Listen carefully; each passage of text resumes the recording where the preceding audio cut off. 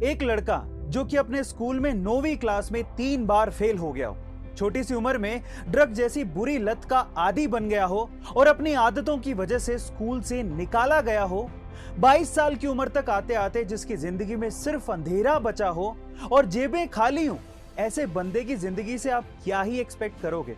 लेकिन जिस बंदे की मैं बात कर रहा हूं ना, आज वो बंदा अपनी मेहनत के दम पे वर्ल्ड का ऑल टाइम टॉप रैपर है जिसका नाम है एमिनेम, जिसने अपने दम पर 233 मिलियन की वर्थ कमाई है।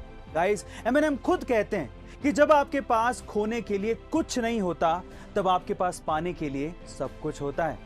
आपको एमिनेम की ये स्टोरी कितना मोटिवेट करती है कमेंट सेक्शन में जरूर लिखिएगा। समोसा किसे नहीं पसंद। इनफैक्ट इंडिया में फास्ट फूड आइटम्स में समोसा सबसे पसंदीदा आइटम माना जा सकता है क्योंकि ये बनाने में भी आसान है और ये खाने के लिए हर जगह मिल भी जाता है। पर मेरा ये सवाल है कि क्या सिर्फ समोसा बेचकर कोई करोड़ों रुपयों का बिजनेस खड़ा कर सकता है? जी हां गाइस, बिल्कुल कर सकता है और ये कर दिखाया है अमित ननवानी और दीक्षा पांडे ने, जिन्होंने साल 2017 में बेंगलोर से समोसा पार्टी नामक रेस्टोरेंट की शुरुआत की थी और आज समोसा पार्टी पूरे देश भर में 17 शहरों में फैल चुका है और साल भर में 50 लाख से भी ज्यादा समोसे समोसा पार्टी से लोग मंगवा कर चट कर जाते हैं और ऐसा करके ही समोसा पार्टी साल भर में करोड़ों रुपयों का रेवेन्यू कमाती है। गाइस, आइडिया कभी छोटा या बड़ा नहीं होता, एग्जीक्यूशन बड़ा होना चाहिए।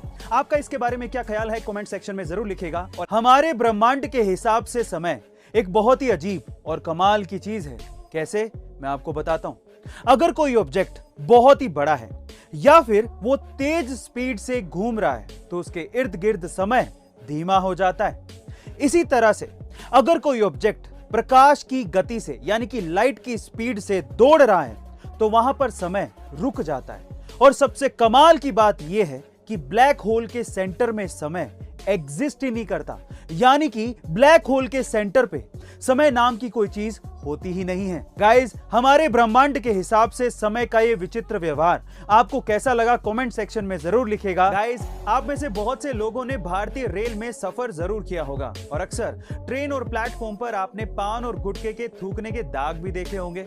अब थूकने वालों का तो क्या ही जाता है, जहां चाहा वहां थूक दिया।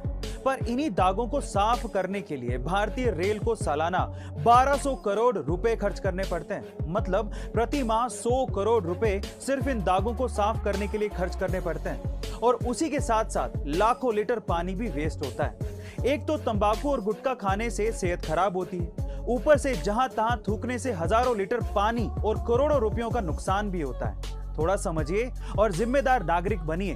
तंबाकू का सेवन ना करके खुद को बीमारियों से बचाइए और देश को जल संकट से भी बचाइए। गाइस, इंडिया दुनिया का सेकंड लार्जेस्ट कोल प्रोड्यूसर है, लेकिन फिर भी आखिर ऐसा क्यों कहा जा रहा है कि इंडिया भी एक दिन अंधेरे में डूब सकता है? चलिए जानते हैं। इंडिया में लगभग 70% बिजली का उत्पादन कोयले से होता है और कोरोना महामारी के बाद से ही इंडिया की अर्थव्यवस्था ने बहुत तेजी से रफ्तार पकड़ी है और उसी की वजह से कोयले की डिमांड भी काफी ज्यादा बढ़ रही है और उसी के चलते कोयले की कीमतें भी आसमान छू रही हैं। वहीं दूसरी ओर भारी बारिश के कारण कोल माइंस में पानी भर जाने की वजह से बहुत से कोल माइंस बंद हो गए हैं और कोयले के उत्पादन में भी काफी ज्यादा कमी आई है और उसका सीधा प्रभाव 135 से ज्यादा पावर प्लांट्स पर हुआ है। इसी कारण इंडिया में बिजली संकट के कयास लगाए जा रहे हैं। क्या आपको भी ये लगता है कि ब्लैकआउट जैसी परिस्थिति इंडिया में भी हो सकती है? कमेंट सेक्शन में जरूर लिखिएगा और ऐसे अमेजिंग वीडियोस के लिए शेयर, सब्सक्राइब एंड लाइक। मिलते हैं अगली वीडियो में।